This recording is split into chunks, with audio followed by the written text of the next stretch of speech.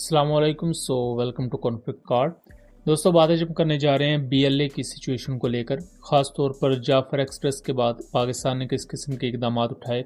और रिसेंटली 27 मार्च को दो बड़े इंसिडेंट्स जो हुए हैं कि एक तो कोयटा में सुसाइड ब्लास्ट हुआ और उसके बाद उसी दिन ग्वादर के कलमत के एरिया में 5 सिविलियंस को शहीद कर दिया गया बीएलए की तरफ से।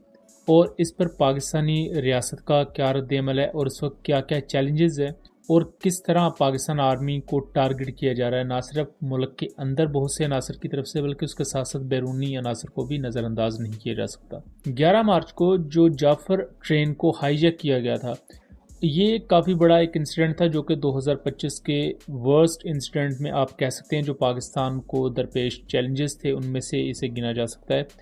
इसमें 340 या 350 से भी ज़्यादा जो पैसेंजर्स थे उन्हें यरगमाल बनाया गया। अल्टीमेटली 1.5 दिन तक ये ऑपरेशन चला जिसे पाकिस्तानी एसएसजी, एफसी और एयरफोर्स के एसेट्स ने लॉन्च किया और रिजल्टेंटली जितने भी टेररिस्ट थे वो मारे तो गए और पाकिस्तान ने कामयाबी के साथ तमाम यरगमालियों को रिहा भी करवा लिया। बट उसके बाद एक बहुत बड़ा सिक्योरिटी क्राइसिस जन्म लेता है बलूचिस्तान में, जहां बीएलए अपनी कार्रवाइयां बढ़ा देती है। इसके बाद भी छोटे मोटे अटैक्स काफ़ी देखने में आते हैं, ख़ास तौर पर नौशकी के अगर एरिया में देखा जाए तो पाकिस्तान आर्मी के सोल्जर्स जिस बस में ट्रैवल कर रहे थे वहाँ आईईडी ब्लास्ट होता है, उसमें भी 5 के करीब जो सोल्जर्स थे वो शहीद हो जाते हैं। और इसके बाद भी छोटे मोटे इस तरह के टेररिस्ट अटैक्स होते हैं बलूचिस्तान में। बट ये तमाम चीज़ें इंडिकेट करती हैं कि बलूचिस्तान के अंदर सिचुएशन अच्छी नहीं है। और इसके बाद 27 मार्च को 2 बड़े अटैक्स होते हैं एक ही दिन में। पहला अटैक, जिसे मैं पहले भी बता चुका हूं कि कोयटा में होता है, जिसमें 2 लोग शहीद होते हैं, 17 के करीब जख्मी होते हैं। और कोयटा में ये एक मार्केट में बेसिकली आईडी ब्लास्ट हुआ था। कुछ सोर्सेज इसे सुसाइड ब्लास्ट कहते हैं, कुछ सोर्सेज के नज़दीक ये एक आईडी बेस्ड ब्लास्ट था। उसी दिन ग्वादर के एरिया कलमत में एक सिविलियन गाड़ी को रोका जाता है और वहां से जो नॉन बलोचिस थे, जो बलूचिस्तान के एरिया के लोग नहीं थे, उन्हें निकालकर शहीद कर दिया जाता है, जो कि इससे पहले भी बीएलए करती आई है कि अगर पंजाब सिंध का कोई शख्स हो, आज़ाद कश्मीर का हो या किसी भी दूसरे सूबे का हो तो उसे वो शहीद कर देते हैं, बिकॉज ये उनका एक एजेंडा है और इसके लिए वो मुख्तलिफ बहाने भी घड़ते हैं। इसके साथ साथ बीएलए की तरफ से कुछ वीडियोस भी लॉन्च की जाती हैं जो कि ओबियसली मैं यहाँ नहीं दिखा सकता। और इन वीडियोस में ये दिखाया जाता है कि मुख्तलिफ जो हाईवेज़ हैं बलूचिस्तान की, मुख्तलिफ नेशनल ट्रांसपोर्टेशन के लिए जो रोड्स हैं वहाँ पर वो अपने नाके लगाते हैं। और उसके बाद एक प्रॉपर ये नैरेटिव बनाया जाता है कि इन पर्टिकुलर एरिया में पाकिस्तान आर्मी और पुलिस विड्रॉ कर चुकी है और बीएलए ने कंट्रोल हासिल कर लिया है।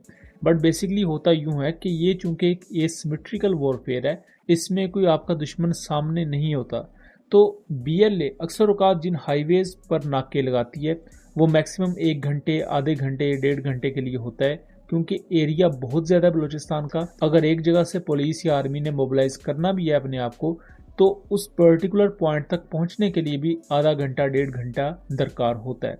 सो तब तक बीएलए अपना नाका लगाती है और वीडियोस बना के, पिक्चर्स लेके, जो कि आगे वो प्रोपेगेंडा पर्पसेस के लिए यूज़ करेंगे और वो पहाड़ों की तरफ लौट जाते हैं। लेकिन उसी दिन के 24 घंटों में पाकिस्तान आर्मी मुख्तलिफ एरियाज़ में इंटेलिजेंस बेस्ड ऑपरेशंस करती है। उन 24 घंटों में जो इंटेलिजेंस बेस्ड ऑपरेशंस होते हैं उनमें टोटल 14 बीएलए के टेररिस्ट मारे जाते हैं। इनकी तफसीलात कुछ यूँ है कि 5 बीएलए के टेररिस्ट तुर्बत में मारे जाते हैं, 3 N10 कोस्टल हाईवे पर मारे जाते हैं जब इन्होंने नाका लगाया हुआ था और ये भागने की जब कोशिश करते हैं पुलिस और लेवीज हुकाम के आने पर तो वहाँ इन्हें इंटरसेप्ट किया जाता है और 3 टेररिस्ट वहाँ मरते हैं। कचलक के एरिया में 2 टेररिस्ट मरते हैं।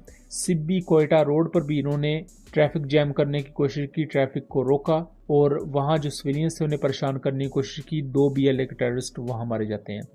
और लक पास के एरिया के नज़दीक भी 2 बीएलए के टेररिस्ट को इंटरसेप्ट करके न्यूट्रलाइज किया जाता है। सो इन टेररिस्ट की जो बॉडीज़ हैं उनमें से कुछ की पिक्चर्स हमारे पास पहुंची हैं अपने सोर्सेज के थ्रू, वो हमने अपने व्हाट्सएप चैनल पर अपलोड की हुई हैं। उसका लिंक मैं डिस्क्रिप्शन में दे दूंगा ताकि आप उन चीज़ों के सबूत खुद भी देख सकें।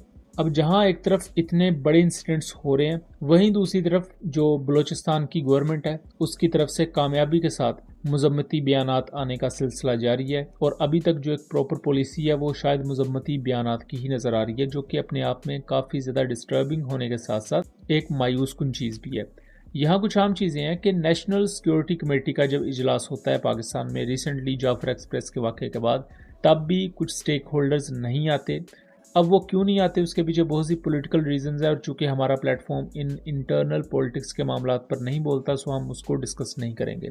بٹ معاملات جو بھی ہوں، یہ چیز کافی مایوس کن رہتی ہے۔ اس کے بعد بلوچستان کے اندر ہم BYC کے ان اجلاس کو دیکھتے ہیں، جہاں ماہرنگ بلوچ اور ان کے جو حامی تھے وہ جعفر ٹرین ہائی جیک میں مرنے والے ٹیررسٹ کی لاشوں کو کلیم کرتے ہیں، اور انہیں لینے کے لیے ہاسپٹل انتظامیہ کے ساتھ ان کی جھڑپ بھی ہوتی ہے اور کافی زیادہ حالات خراب ہوتے ہیں۔ اس پر ڈیٹیل ویڈیو بنائی ہوئی ہے، اور اس میں ہم نے وہ ویژولز اور ثبوت دکھائے ہوئے ہیں جو کہ نارمل آپ کو میڈیا نہیں دکھائے گا، کہ کس طرح ماہرنگ بلوچ دانستہ یا غیر دانستہ طور پر BLA کے ان ٹیررسٹ کو سمپتھائز کر رہی ہیں، ان کو سپورٹ کر رہی ہیں، اور ماہرنگ بلوچ کے بیسکلی والد تھے کون، اور ان کے بارے میں بہت سی مسکنسیپشنز بھی چونکہ پھیلائی جاتی ہیں۔ سو اس ویڈیو کا لنک ڈسکرپشن میں دیا ہوگا، اس ویڈیو کو ضرور دیکھ لیجیے گا۔ لیکن ماہرنگ بلوچ پہلی دفعہ ان BLA کے ٹیررسٹ کو سپورٹ نہیں کرنے کے لیے آئیں۔ اس سے پہلے جب جنوری 2024 میں پاکستان ایئر فورس نے سراوان کے ایریا میں ایئر سٹرائکس کی تھی، اور اس میں BLA کے 7 کے قریب ٹیررسٹ مارے گئے تھے، انکلوڈنگ ان کا ایک کمانڈر بھی۔ تو یہ چیز BLA خود اپنی آفیشیل پریس ریلیز میں مان گئی تھی، بٹ ماہرنگ بلوچ نے تب بھی یہی کہا کہ یہ جو لوگ مارے گئے ہیں ان کے لواحقین بھی ہمارے ساتھ ہیں اور انہیں نہیں مارنا چاہیے تھا۔ کوئی بھی آپ سب کو اس بات کا اندازہ ہے کہ ایران میں جو لوگ مرے اس کی لواحقین یہاں موجود ہے، جس کو لے کر ماہرنگ بلوچ پر بہت زیادہ تنقید بھی ہوئی تھی۔ لیکن جب اس دفعہ ماہرنگ بلوچ اور ان کی BYC کی کمیٹی نے سب کرنے کی کوشش کی تو انہیں گرفتار کر لیا جاتا ہے، اینڈ اس کے بعد بھی سچویشن کافی زیادہ اس وقت تلخ ہے بلوچستان میں۔ اب اگر ریسنٹ بلوچستان کی سچویشن کو دیکھا جائے تو ایک طرف اگر BLA کے بڑے اٹیکس ہو رہے ہیں تو دوسری طرف پاکستانی سیکیورٹی فورسز بھی ان کا جواب دے رہی ہیں، جیسا کہ ہم نے دیکھا کہ 27 سے 28 مارچ کے درمیان 14 BLA کے ٹیررسٹ مارے گئے۔ لیکن یہ جو کائنیٹک تھرسٹ ہے یہ انف نہیں ہے، خاص طور پر BLA کی جو انسرجنسی ہے اس میں 119% اضافہ ہوا ہے 2025 کے اگر آپ سٹیٹس اٹھا کے دیکھیں۔ اور اسی طرح کچھ دوسرے سٹیٹس کی بات کریں تو ان کے مطابق 2024 کے پورے سال میں TTP کے ٹیکس کی وجہ سے 300 لوگ شہید ہوئے پاکستان میں، جبکہ BLA کے ٹیکس کی وجہ سے 225 لوگوں کی شہادتیں ہوئی ہیں۔ ان میں پاکستان آرمڈ فورسز کے پرسنل کے ساتھ ساتھ عام سویلینز بھی شامل ہیں، اور یہ سٹیٹس 2024 کے ہیں۔ اور ابھی تک 2025 کے اگر آپ سٹیٹس اٹھائیں گے تو وہ میں آپ کو بتا چکا ہوں کہ 119% اضافہ ہوا ہے ان ٹیررسٹ اٹیکس میں، تو اس سے آپ اندازہ لگا لیں کہ سچویشن کتنی زیادہ خراب ہے۔ جبکہ دوسری طرف پاکستان میں جو پولیٹیکل اور سول لیڈرشپ ہے ان میں کوئی ہمیں ہم آہنگی دیکھنے کو نہیں مل رہی، جو کہ کافی مایوس کن ہے۔ پولیٹیکل لیڈرشپ تو دور کی بات، ہماری عوام میں ہم آہنگی نہیں دیکھنے کو مل رہی۔ ہماری عوام میں ابھی بھی ایک سیکولر طبقہ موجود ہے جن کے نزدیک BLA ٹیررسٹ صرف اس وجہ سے نہیں ہے بیکاز وہ تھوڑے سے سیکولر ہیں۔ حالانکہ آپ ذرا تاریخ بھی اٹھا کے دیکھ لیں تو اس طرح کی ملیٹنٹ آرگنائزیشنز یا تو مذہب کا نام استعمال کرتی ہیں یا وہ کسی خاص نسل کا نام استعمال کر کے اپنے ٹیرر ایکٹس کو جسٹیفائی کرتی ہیں، جو کہ دونوں ہی غلط ہیں۔ یہاں قوم کو یہ چیز سمجھنی ہوگی کہ اوبویسلی ریاست 100% ٹھیک نہیں ہے، ریاست کی بہت سی غلطیاں ہیں، اور اس چیز پر ہم بھی اس چیز کو انڈورس کرتے ہیں کہ ریاست پاکستان نے جو ماضی میں غلطیاں کی ہیں ان غلطیوں کو سدھارا جائے اور بہتر پالیسیز اپنائی جائیں۔ جو لوگ سمجھ سکتے ہیں، جو لوگ راہ راست پر آ سکتے ہیں، ان کے ساتھ مذاکرات کیے جائیں اور ان کو چیزیں کلیئر کی جائیں۔ لیکن جو BLA TTP جیسے ہتھیار بردار گروہ ہیں ان کے ساتھ صرف بندوق کی زبان میں بات کی جا سکتی ہے، نہ کہ مذاکرات کی زبان میں۔ اور اس سے پہلے بھی 2021 میں جب ان کو معافی دے دی گئی تو اس کے بعد اب دوبارہ سے جس طرح رائز دیکھا گیا ہے ٹیررزم کا، تو اب تو ایسی ٹیررسٹ آرگنائزیشنز کے ساتھ مذاکرات کا سوال ہی پیدا نہیں ہوتا۔ سو دوستو یہ تھا ایک انالیسس، امید کرتا ہوں چیزیں کلیئر رہی ہوں گی۔ ویڈیو پسند آئی ہو تو اسے زیادہ سے زیادہ شیئر کیجیے گا تاکہ اس طرح کی مزید انفارمیٹیو ویڈیوز ہم آپ کے لیے لے کر حاضر ہو سکیں۔ ملیں گے اگلی ویڈیو میں، تب تک کے لیے اللہ حافظ۔